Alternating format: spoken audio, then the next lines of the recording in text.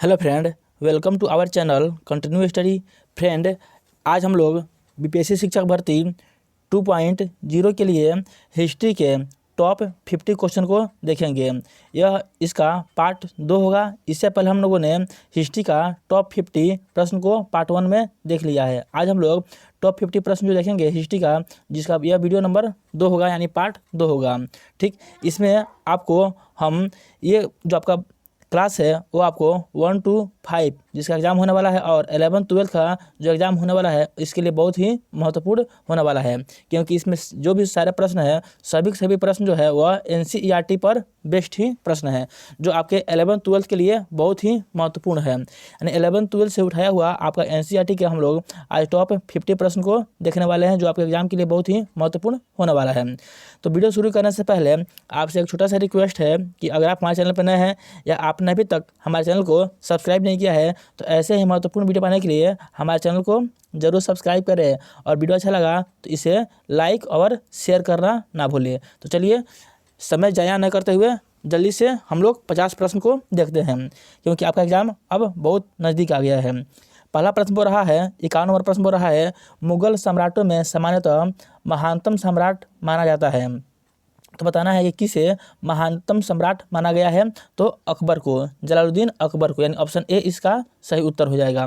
अगला प्रश्न बोल रहा है, 16 कुल का अर्थ क्या है, तो इसका अर्थ है पूर्ण या सार्वभौमिक शांति। ऑप्शन बी इसका सही उत्तर हो जाएगा। यह अकबर द्वारा स्थापित किया गया था। मुगल कालीन चित्रकला किसके समय में चरमोत्कर्ष पर पहुंची, यानी चित्रकला का सबसे अधिक विकास किसके समय में हुआ था, तो जहांगीर के समय में हुआ था। ऑप्शन सी इसका सही उत्तर हो जाएगा। अगला प्रश्न बोल रहा है, गुलबदन बेगम ने किसके आग्रह पर हुमायूंनामा लिखा था। तो बताना है कि हुमायूंनामा किसके आग्रह पर लिखा गया था, तो गुलबदन बेगम ने अकबर के आदेश पर हुमायूंनामा का रचना किया था। तो ऑप्शन ए इसका सही उत्तर हो जाएगा। अगला प्रश्न बोल रहा है, दारा एवं शाहजहां के पास आगरा में रहती थी, तो जहां आरा, उसके बाद रोशन आरा और गौहर आरा, यानी इनमें से सभी ऑप्शन डी इसका सही उत्तर हो जाएगा। अगला प्रश्न है, भारत में 16 कुल की नीति का प्रतिपादन किसने किया, तो इस नीति का प्रतिपादन सम्राट अकबर ने किया था।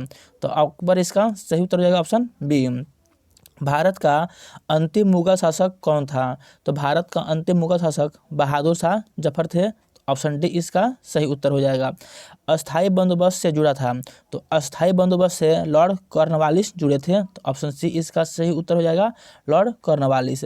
अगला प्रश्न है, कंपनी काल में अक्सर शक्तिशाली जमींदारों के लिए जो शब्द प्रयोग किया जाता था तो वह कौन सा था, तो इनके लिए राजा शब्द प्रयोग किया जाता था। तो ऑप्शन बी इसका सही उत्तर हो जाएगा। अगला प्रश्न कर रहा है, महाराजा मेहताब चंद्र का जीवन काल क्या था, तो इसका सही उत्तर हो जाएगा 1820 से 1879 तक। यह आपके एनसीईआरटी के सारे प्रश्न हैं जो आपके बीपीएससी शिक्षक भर्ती में होने वाले एग्जाम के लिए बहुत ही महत्वपूर्ण होने वाली है। अगला प्रश्न है, बंगाल और बिहार में अस्थाई बंदोबस्त शुरू करने का श्रेय किसे दिया जाता है, तो अस्थाई बंदोबस्त शुरू करने का श्रेय जो है लॉर्ड कॉर्नवालिस को दिया जाता है। अगला प्रश्न कर रहा है, किस रिपोर्ट का संबंध भारत में ईस्ट इंडिया कंपनी के क्रियाकलापों से है, तो 5वीं रिपोर्ट का संबंध भारत में ईस्ट इंडिया कंपनी के क्रियाकलापों से है। तो ऑप्शन सी इसका सही उत्तर हो जाएगा 5वीं। दक्कन दंगा आयोग का गठन कब किया गया था, तो बताना है आपको कि दक्कन दंगा आयोग था, इसका गठन कब किया गया था, तो 1875 में इसका गठन किया गया था। व्यापकगत का सिद्धांत का संबंध है, तो इसका सही उत्तर हो जाएगा लॉर्ड डलहौजी से इस सिद्धांत का संबंध है। इसको हड़प की नीति भी कहा गया है। अगला प्रश्न है, 1857 ईस्वी के विद्रोह का कानपुर से नेतृत्व किसने किया था, तो कानपुर से नाना साहब ने इसका नेतृत्व किया था। ठीक, अगला प्रश्न है, बोल रहा है, मेरठ छावनी में सिपाहियों ने कब विद्रोह कर दिया था, तो मेरठ छावनी में सिपाहियों ने 10 मई 1857 ईस्वी को विद्रोह कर दिया था। तो ऑप्शन ए इसका सही उत्तर हो जाएगा। फिरंगी किस भाषा का शब्द है, तो बताना है आपको कि जो फिरंगी है वह किस भाषा का शब्द है, तो यह फारसी भाषा का शब्द है। तो ऑप्शन ए इसका सही उत्तर हो जाएगा।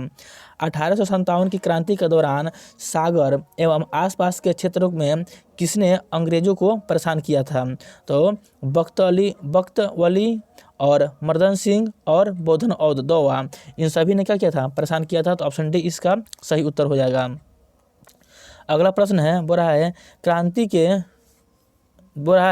क्रांति के दमन के बाद कौन क्रांतिकारी नेता नेपाल भाग गया था। तो नेपाल नाना साहब और बेगम हजरत महल, ये दोनों नेपाल भाग गए थे। तो ऑप्शन सी इसका सही उत्तर हो जाएगा। एक ए और बी दोनों सत्य हैं। 1857 की क्रांति के प्रमुख नेता बहादुर शाह जफर को हर्षन ने कहाँ गिरफ्तार किया था। तो हुमायूं के मकबरे से, यानी ऑप्शन बी इसका सही उत्तर हो जाएगा। किस महिला ने सतारा, उज्जैन और ग्वालियर आदि में 1838 से 1863 ईस्वी तक अंग्रेजों के विरुद्ध षड्यंत्र किया। तो इसका सही उत्तर हो जाएगा ऑप्शन बी महारानी बैजाबाई सिंधिया। महारानी बैजाबाई सिंधिया इसका सही उत्तर हो जाएगा। अगला प्रश्न चलिए देखते हैं, वो रहा है 1857 के विद्रोह को किसने प्रथम स्वतंत्रता संग्राम कहा था। तो इसका सही उत्तर हो जाएगा ऑप्शन ए बी.डी. सावरकर। ये जो प्रश्न है 72 नंबर, यह प्रश्न आपके बीपीएससी टीआरई 2 के एग्जाम में पूछा जा चुका है। 9th-10th का जो एग्ज़ाम हुआ था उसमें यह प्रश्न पूछा गया था। तो इसलिए बोल रहे हैं कि यह वीडियो आपका जो सेशन है बहुत ही महत्वपूर्ण है, आप लोग टोटल इस वीडियो को देखिए। अगला प्रश्न हो रहा है, भारत की राजधानी कलकत्ता से दिल्ली कब स्थानांतरित हुई थी। तो 1911 में। ऑप्शन सी इसका सही उत्तर हो जाएगा। भारत में जिस वर्ष के उपरांत दशकीय यानी प्रत्येक 10 वर्षों में जनगणना शुरू हुई थी तो वह कौन था। यानी नियमित जनगणना बोलेगा या 10 वर्ष में लगातार जनगणना होने वाली है तो कब हुआ था 1881 से। कब से 1881 से शुरू हुआ था, लॉर्ड रिपन के समय में। तो इसका सही उत्तर हो जाएगा ऑप्शन सी 1881 से। 1881 से में ही प्रथम फैक्ट्री एक्ट पारित हुआ था, तो इसको भी याद रखना है। वो रहा है विक्टोरिया टर्मिनस किस शैली की इमारत है। तो बताना है कि विक्टोरिया टर्मिनस जो है वह किस शैली की इमारत है। तो यह नव गॉथिक शैली की इमारत है। तो ऑप्शन बी इसका सही उत्तर हो जाएगा। अगला प्रश्न है गेटवे ऑफ इंडिया किस शैली का उदाहरण है। तो यह इंडो सारासेनिक शैली का उदाहरण है। इंडो सारासेनिक शैली का उदाहरण है। ऑप्शन सी इसका सही उत्तर हो जाएगा। अगला प्रश्न वो रहा है, यह तो बहुत ही महत्वपूर्ण प्रश्न है, वो रहा है माई एक्सपेरिमेंट विथ ट्रूथ, यह पुस्तक किसकी आत्मकथा है। तो सभी को यह प्रश्न का उत्तर पता ही होना चाहिए। महात्मा गांधी की यह महात्मा गांधी का जो है यह आत्मकथा है यह पुस्तक। गांधी इरविन समझौता कब हुआ था। तो यह भी प्रश्न पूछा जा चुका है। बीपीएससी टीआरई 2 का जो एग्जाम हुआ था तो या तो 6 to 8 नहीं तो 9th-10th में यह प्रश्न पूछा गया है। ठीक है, तो इसको अच्छा से आप लोग देखिएगा। यह इसका सही उत्तर जाएगा गांधी इरविन जो समझौता है वह 1931 में हुई थी। तो ऑप्शन बी इसका सही उत्तर हो जाएगा। महात्मा गांधी द्वारा शुरू किया गया पहला जन आंदोलन कौन था। तो पहला जन आंदोलन बोलेगा तो असहयोग आंदोलन। ठीक है, और ऐसा बोलेगा महात्मा गांधी द्वारा शुरू किया गया प्रथम आंदोलन कौन था तो चंपारण सत्याग्रह हो जाएगा। लेकिन वहीं अगर जन सब जोड़ देगा तो इसका सही उत्तर हो जाएगा असहयोग आंदोलन, यानी ऑप्शन बी इसका सही उत्तर हो जाएगा। अगला प्रश्न है गांधी जी ने असहयोग आंदोलन किस वर्ष आरंभ किया था। 1920 में आरंभ किए थे और 1922 में इसको समाप्त किए। 1920 ईस्वी में कौन आंदोलन शुरू हुआ। तो सभी को पता ही होगा असहयोग आंदोलन। पूना समझौता किस वर्ष हुआ था। तो 1932 में पूना समझौता और 1931 में गांधी इरविन समझौता हुआ था। महात्मा गांधी ने किस विषय में निम्नलिखित शब्द कहे थे। असफल हो रहे बैंक का उत्तर तिथिक चेक है, यानी पोस्ट डेटेड चेक इसका इंग्लिश हो जाएगा। तो किसके संबंध में इन्होंने एक कथन कहा था। तो सही उत्तर हो जाएगा क्रिस प्रस्ताव के संबंध में यह कथन महात्मा गांधी का है। 1937 ईस्वी में कितने प्रांतों में विधायी सभाओं का चुनाव हुआ। तो टोटल 11 प्रांतों में विधायी सभाओं का चुनाव हुआ, जिसमें 8 प्रांतों में कांग्रेस ने अपनी सरकार कायम की थी। तो इसको भी याद रखना है। महात्मा गांधी का पहला किसान आंदोलन कहाँ से शुरू हुआ। तो किसान आंदोलन चंपारण में 3 कठिया से शुरू हुआ था। चौरा चोरी कांड कब हुआ था। तो 5 फरवरी 1922 को। कहीं कहीं 4 फरवरी भी आता है, लेकिन आपको ध्यान रखना है 5 फरवरी 1922 को होगा। ठीक है, तो ऑप्शन ए इसका सही उत्तर हो जाएगा। नमक कानून किसने तोड़ा। नमक कानून को किसने तोड़ा था। तो महात्मा गांधी ने नमक कानून को तोड़ा था। तो ऑप्शन डी बी इसका सही उत्तर हो जाएगा। शहीद ए आजम किसे कहा जाता है। तो सरदार भगत सिंह को शहीद ए आजम कहा जाता है। कांग्रेस और मुस्लिम लीग ने लखनऊ समझौता कब हुआ था। तो दिसंबर 1916 में कांग्रेस और मुस्लिम लीग में जो है वह लखनऊ समझौता किया गया था। फ्रंटियर या सीमांत गांधी किसे कहा जाता है? तो खान अब्दुल गफ्फार खान को फ्रंटियर या सीमांत गांधी कहा जाता है। मोहम्मद अली जिन्ना के बारे में कौन सा कथन सही है? होम रूल लीग आंदोलन के समय आंदोलन का समर्थन किया था, तो ये कथन सही है। उन्होंने होम रूल लीग आंदोलन का समर्थन किया था। अगला प्रश्न है, असहयोग आंदोलन का विरोध किया था। बिल्कुल सही कथन है, उन्होंने असहयोग आंदोलन का क्या किया था? विरोध किया था। तो ये बी भी सही है। सी बोल रहा है बेबल योजना को अस्वीकार किया था। यह भी सही है, क्योंकि उन्होंने बेबल योजना को अस्वीकार किया था, क्योंकि इसमें पाकिस्तान की चर्चा नहीं की गई थी। तो इसका सही उत्तर हो जाएगा ऑप्शन डी, उपयुक्त में से सभी कथन सही है। अगला प्रश्न बोल रहा है, सुभाष चंद्र बोस ने कहाँ पर आज़ाद हिंद फौज का गठन किया? तो आज़ाद हिंद फौज का गठन सुभाष चंद्र बोस ने सिंगापुर में किया था। तो ऑप्शन डी इसका सही उत्तर हो जाएगा, सिंगापुर। सुभाष चंद्र बोस ने हिंदुस्तान की अस्थायी सरकार की स्थापना की घोषणा सिंगापुर के कैलोहाल में कब की थी? तो 2 अक्टूबर 1943 को इन्होंने अस्थायी सरकार की स्थापना की घोषणा की थी। अगला प्रश्न बोल रहा है, निम्नलिखित में बोल रहा है 15 अगस्त 1947 ईस्वी को जब भारत स्वतंत्र हुआ, उस समय ब्रिटेन में किस पार्टी की सरकार थी? तो उस समय ब्रिटेन में लेबर पार्टी की सरकार थी। क्या हो जाएगा? लेबर पार्टी की सरकार थी।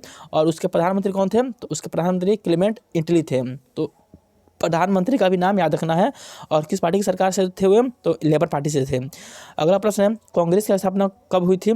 तो सभी को पता ही होगा, 1885 में कांग्रेस की स्थापना की गई थी। चलिए 5 प्रश्न और है, इसको भी हम लोग देख लेते हैं। दे रहा है, भारतीय संविधान के प्रारूप समिति के अध्यक्ष थे। तो भारत का जो संविधान है, इसके प्रारूप समिति के अध्यक्ष डॉक्टर भीमराव अंबेडकर थे।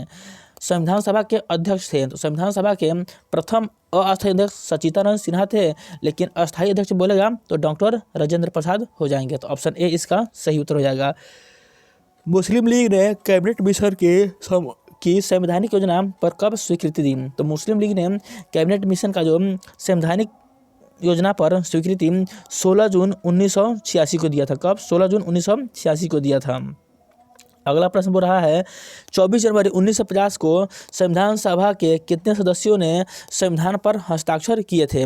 तो इसका सही उत्तर हो जाएगा 284 सदस्यों ने। ऑप्शन सी इसका सही उत्तर हो जाएगा। अगला प्रश्न है, और आज के इस सेशन का अंतिम प्रश्न है, कैबिनेट मिशन के अध्यक्ष सदस्य कौन थे? तो कैबिनेट मिशन के जो सदस्य थे, पैंथिक लॉरेंस थे, एबी अलेक्जेंडर यहाँ पे दिया हुआ है, ये भी थे, और सर स्टैफोर्ड क्रिप्स यानी ये भी थे। तो इसका सही उत्तर हो जाएगा ऑप्शन डी, उपयुक्त में से एक से अधिक। ये सभी कैबिनेट मिशन के अध्यक्ष थे।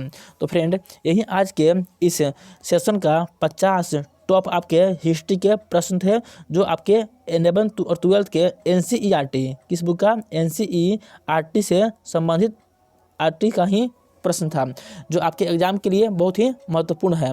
इसी में से 2 प्रश्न हमको ऐसे मिले जो आपके 6 to 8 और 9th 10th किसी न किसी एग्जाम में, इस बार के एग्जाम में पूछा हुआ प्रश्न था, इसलिए यह सेशन आपके लिए बहुत अधिक महत्वपूर्ण हो जाता है। वीडियो आपको अच्छा लगा तो वीडियो को लाइक, शेयर और सब्सक्राइब जरूर करें, तथा अभी तक आपने हमारे चैनल को सब्सक्राइब नहीं किया है तो हमारे चैनल को भी जरूर सब्सक्राइब करें। चलिए अब हम लोग मिलते हैं अगले वीडियो में। तब तक के लिए आप लोग अपनी तैयारी और अच्छे से करते रहिए, जिनका भी 1 to 5 और 11th 12th का एग्जाम है वो सब। ठीक है, चलिए मिलते हैं अगले वीडियो में। तब तक के लिए आप सभी को जय हिंद।